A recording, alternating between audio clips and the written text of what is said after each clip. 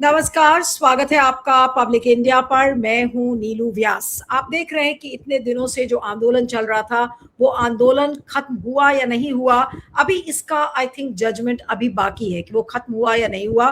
धर्मेंद्र प्रधान का इस्तीफा जरूर हो गया, लेकिन ये जो जेनजी ने एक तरीके की एक वो तूफान देश में जो लेकर आए हैं, आज उसके बारे में बात करनी जरूरी है। और जितने भी विरोध प्रदर्शन अलग अलग शहरों में हुए हैं, अब धर्मेंद्र प्रधान के बाद अब बारी किसकी है? अमित शाह की बारी है और मोदी जी की बारी है। और आपको पता है कि अगले साल चुनाव है।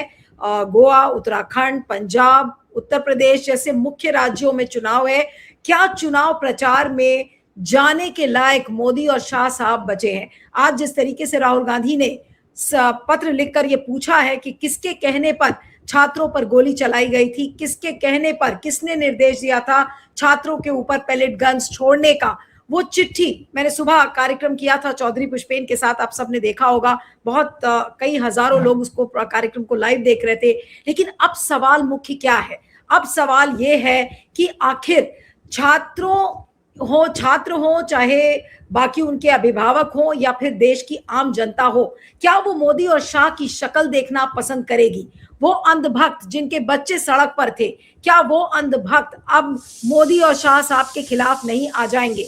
तो आज का जो मुख्य सवाल है वो यही है कि क्या मोदी और शाह अब चुनाव प्रचार में जाने लायक बचे हैं, या फिर जहां जाएंगे वहां से वो खदेड़े जाएंगे? और उससे भी बड़ा सवाल है कि क्या अब बीजेपी की विदाई इन सारे राज्यों में तय मानी जाए? एक छोटी सी क्लिप आपको दिखाते हैं। राना अयूब ने उसको ट्वीट किया था। वो सेंटिमेंट आपको दिखाएगा कि अब ये टेम्पो मुझे लगता है कि देश में बना रहेगा। साक्षी, अगर आप बैक स्टेज में उस क्लिप को प्ले करिएगा। Shivaji Park, and you can see there is a sea of humanity here. There is, on a Sunday morning, there are people here in thousands.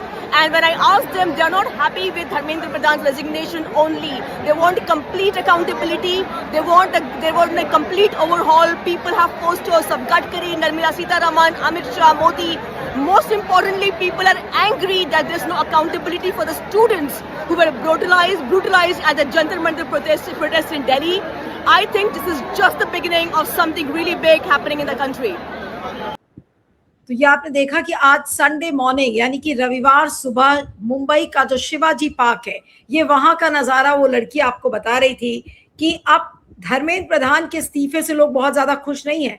उनका अब असली मकसद है कि मोदी जी के कैबिनेट में जितने मंत्री हैं, चाहे वो गडकरी हो, चाहे निर्मला सीतारमण हो, चाहे एस जयशंकर हो, सबकी क्लास अब लगाई जाएगी और यही टेम्पो अब देश में बनेगा।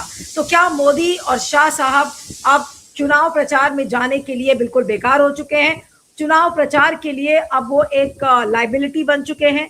क्या इन राज्यों में बीजेपी की विदाई तय है? आज के सवालों के साथ इस कार्यक्रम को मैं खोलती हूँ। दीपक कबीर जो कि पॉलिटिकल और सोशल एक्टिविस्ट है, हमारे साथ लखनऊ से जुड़ रहे हैं, आपका स्वागत है।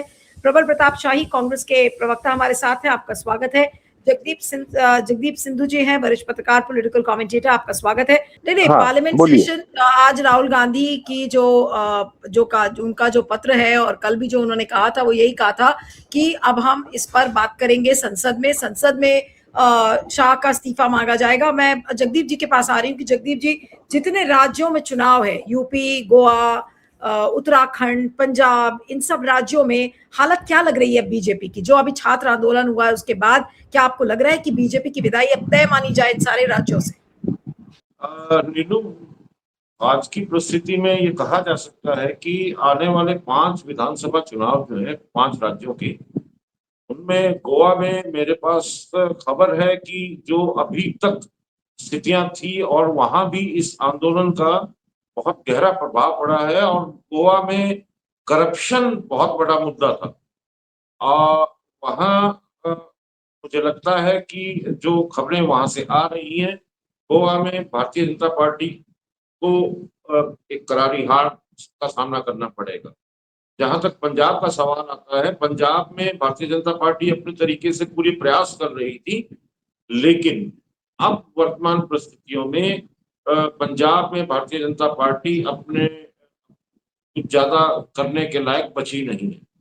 उत्तराखंड में सभी को पता है कि किस प्रकार से वहां आंदोलन हुए हैं, पहले भी हुए हैं, बार बार लोग सड़कों पे देहरादून में भी आए हैं और दूसरे तराई के क्षेत्रों में भी आए, तो वहां भी अब ये माना जा सकता है कि बहुत बड़ी चुनौती भारतीय जनता पार्टी को वहां जीतने के लिए आगे खड़ी है।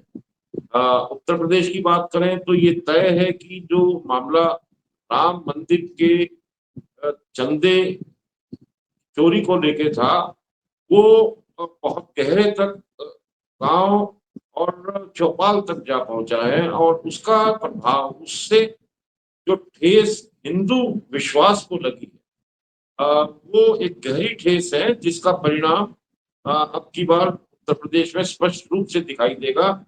और मेरा ये मानना है कि अब भारतीय जनता पार्टी को वहां अपनी सफलता के लिए एक बहुत बड़ी चुनौती का सामना करना पड़ेगा, जो उनको अ, विपक्षी दल समाजवादी पार्टी से आ रही है।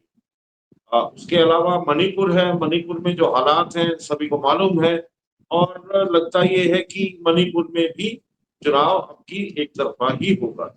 तो इन पांचों राज्यों के चुनाव को अगर हम देखें तो मुझे नहीं लगता कि भारतीय जनता पार्टी कहीं भी अब सफलता प्राप्त कर सकेगी।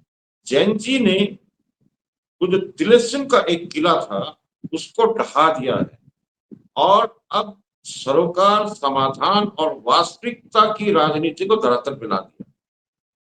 ये इतनी बड़ी चुनौती भारतीय जनता पार्टी की है जहां उसकी अब सांप्रदायिक राजनीति की परीक्षा होनी बाकी। और आप देखिएगा कि इस परीक्षा में भारतीय जनता पार्टी का अपना पर्चा आउट होगा और लगता नहीं है कि भारतीय जनता पार्टी किसी भी परिस्थिति में आ, अब जनता को फेस कर पाएगी या लोगों का सवालों का सामना कर पाएगी। जैन जी ने जिस प्रकार के सवाल उठा दिए हैं और जिस तरह का फ्लड गेट खोल दिया है, आप ये मान लीजिए कि अब भारत की राजनीति का एक नया दौर शुरू होने वाला है और उस राजनीति के केंद्र में युवा वर्ग के सरोकार, उनके समाधान और उनकी नीतियों को लेके ही राजनीति तय होगी। भारतीय जनता पार्टी जो अभी तक एक प्रचार के माध्यम से अपने आप को एक बहुत बड़ा सफलता का पैमाना बता रही थी, वो अब गहरी दलदल में आ गई है और आने वाले समय में वो इसमें से निकल पाएगी या नहीं निकल पाएगी, ये बड़ा रोचक है देखना। और 5 विधानसभा के चुनाव भारतीय जनता पार्टी की राजनीति का भविष्य भारत में तय करने जा रहे हैं। जी।